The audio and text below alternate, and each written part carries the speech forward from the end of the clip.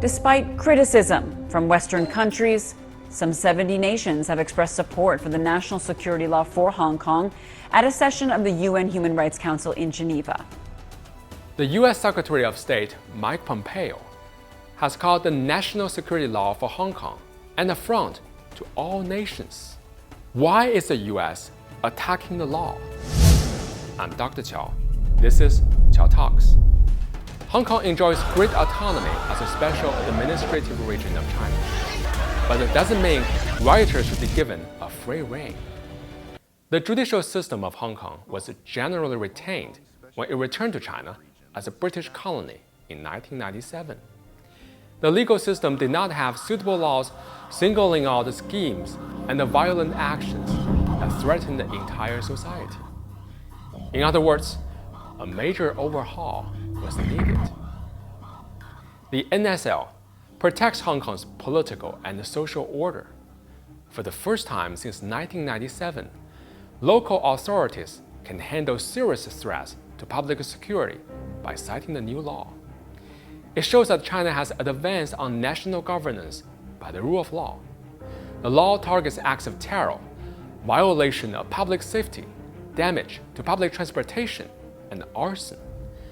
The law only punishes criminals who instigate riots or separationist actions. And under the law, by the way, if you care to read it, any prosecution needs the written consent of the Secretary for Justice.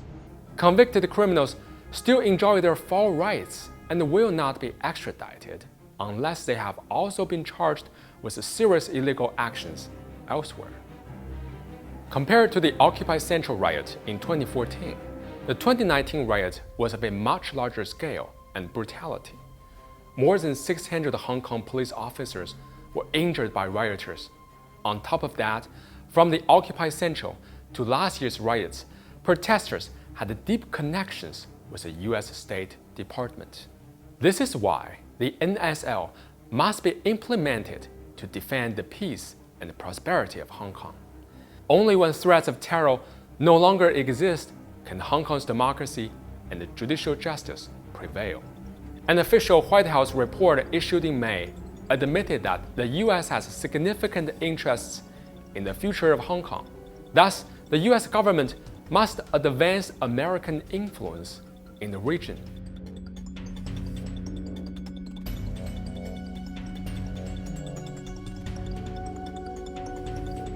This explains why the U.S. is concerned with the N.S.L. Some U.S. politicians have deliberately misinterpreted the N.S.L.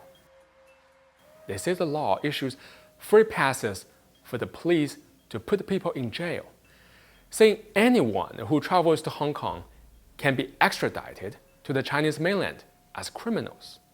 The U.S. also fails to acknowledge that highly similar security laws have been passed in the U.S., France, Spain, and Germany to protect their people against terrorism. For the Trump administration, China's act to protect its own sovereignty, integrity, and security have become assaults on the right and freedom of the Hong Kong people, according to Pompeo.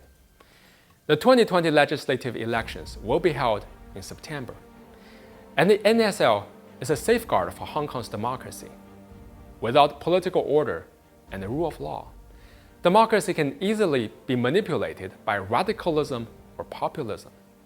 Polarized societies are often victims of constant conflicts, corruptions, and upheavals.